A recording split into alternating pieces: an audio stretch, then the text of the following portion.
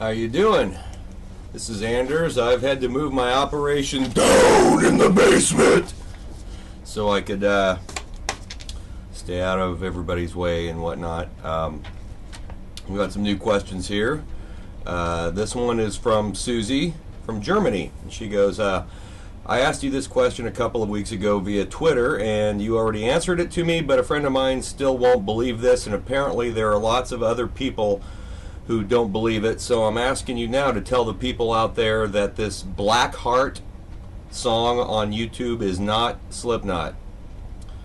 That's correct. This Blackheart song out there is not Slipknot. It's another band. Anyway, so everybody remember that. Got some questions here off of Facebook. This one's from Joe White. Let's see, what Corey sung Slipknot song would I cover? Probably Wait and Bleed if I had a choice. Two, this is from David Julian Bocook. The most thrilling experience so far with Painface, the 1999 Battle of the Bands.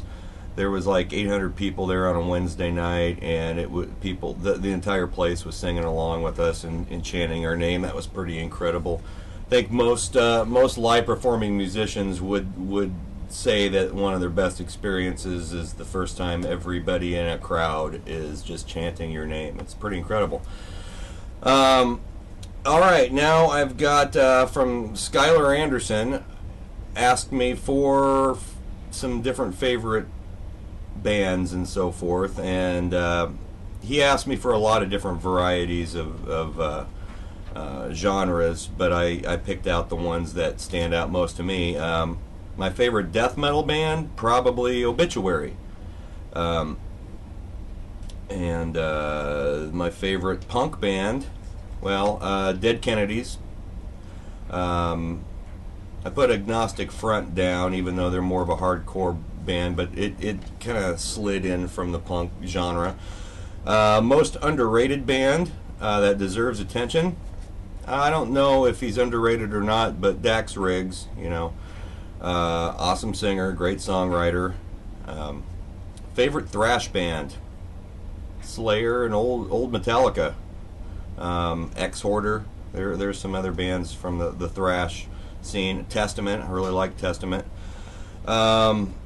Progressive metal, I don't even know exactly what falls in that category now. Prong, maybe? Anyway.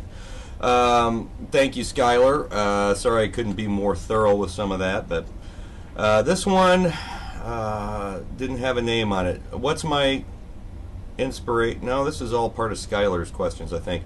Inspiration to start in music. My Aunt Kelly Jo Raymond, she was a drummer, and I remember when I was just a little guy running around at my grandparents' house with my Aunt Kelly, who was only a few years older than me, in high school, marching band and all the crazy stuff they did, twirling their sticks around and passing them back and forth and all this crazy visual stuff, and I decided I wanted to learn how to play drums. So I got started on that because of my Aunt Kelly. My singing inspiration came from Max Cavalera for the growling, and Chris Barnes. He set the bar on the depth, and then Dax Riggs for clean singing and so forth. And what's my most emotional Slipknot era moment? My very last show.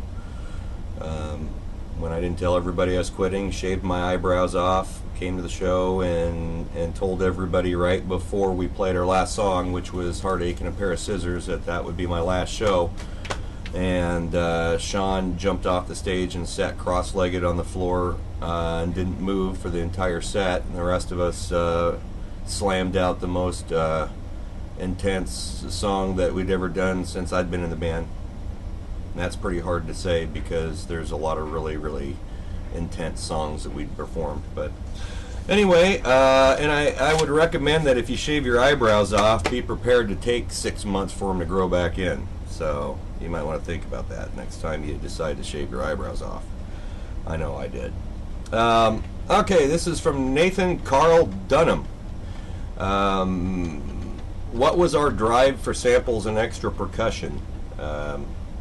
Sean and Craig were all on the samples just as soon as Craig moved from guitar over to sampling. You know, they had done a lot of figuring around, playing around with that stuff on their own, and then kind of came up with that idea themselves, and we said, sure, why not? Let's throw it in there.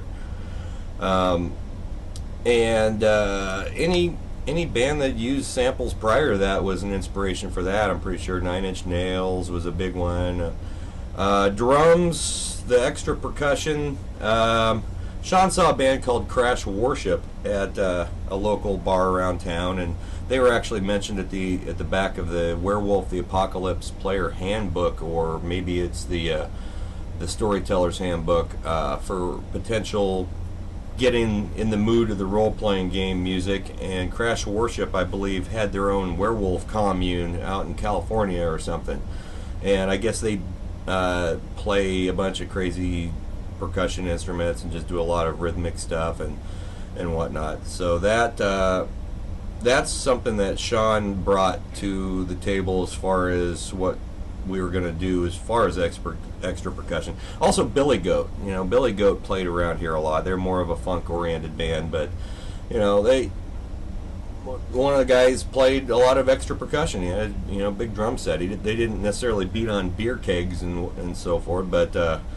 it was really active and really interesting to a couple of drummers that are trying to start up a new metal band. But thank you, Nathan.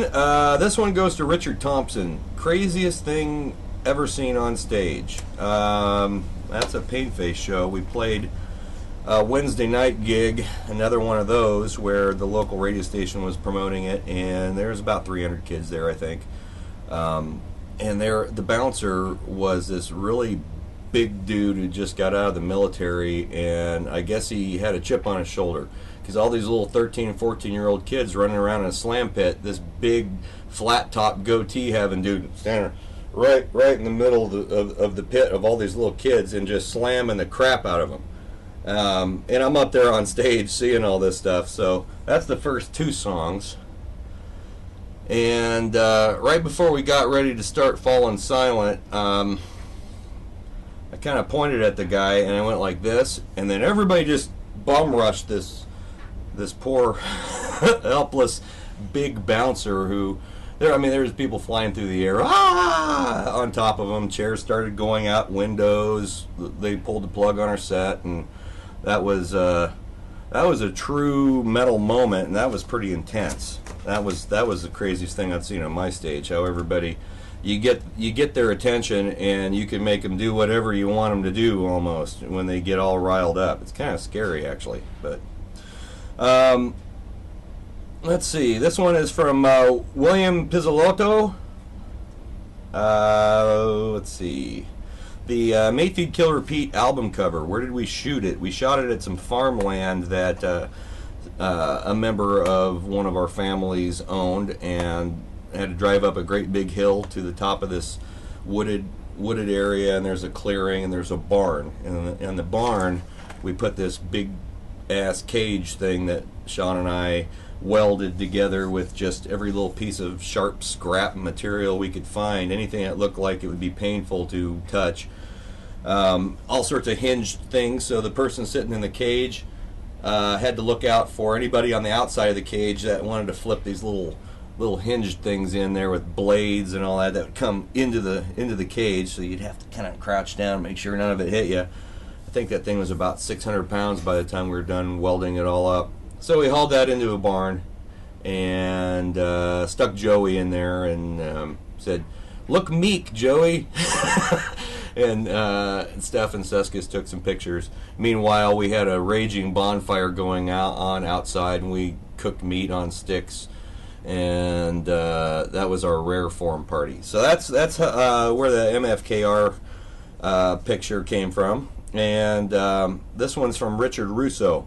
Why was Part of Me removed from MFKR? Well, for the same reason that Fur, Rights and Rage, and a couple of other ones were removed, because they just weren't as good as the other ones. We had a time limit. We had a certain amount of songs we wanted to have, and a certain flow, as much of a flow as you could have with such different sounding songs, and it just didn't make it on there. It was overall really a weaker song. So, and if you never hear it, it's not that big of a deal.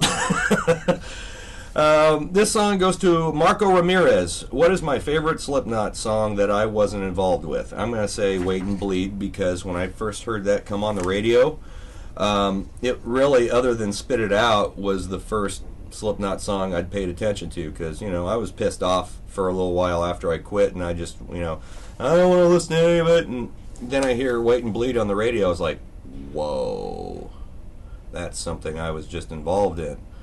Wow, that sounds awesome. So, yeah, Wait and Bleed, for sure. All right, I got one more here for this particular session. This is from Bruno, oh, he's from Brazil. Let's see, Bruno de Assis. It's kind of a cool sounding name.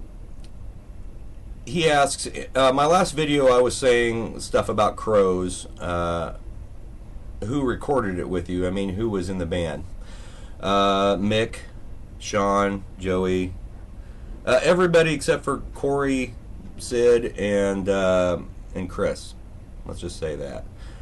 Donnie was in the band, so I think Donnie, yes, no, Donnie quit. Donnie had quit, so it was Josh and Mick were the two guitar players, and then the rest of the guys. What do I think about pro shots and bootlegs, considering the power of technology and information to promote the bands? Times are completely different for musicians now. I think we're kind of getting used to the fact that you make a recording and you're not going to make any money off of it because it's going to be all over the internet soon. But some of us can't help but keep doing it. You know, we're not doing it for the money. I've never made any money doing it, but you know, the way you explain or expressed your question there is really good, because the promotion that you get out of people distributing your stuff for free on the internet is incredible. And at the core of everything, you want people to hear your music, and you want people to like your music. I mean, you want to like your own music first, but that goes without saying. But you want other people to hear it. If you don't, why even bother putting it online? So,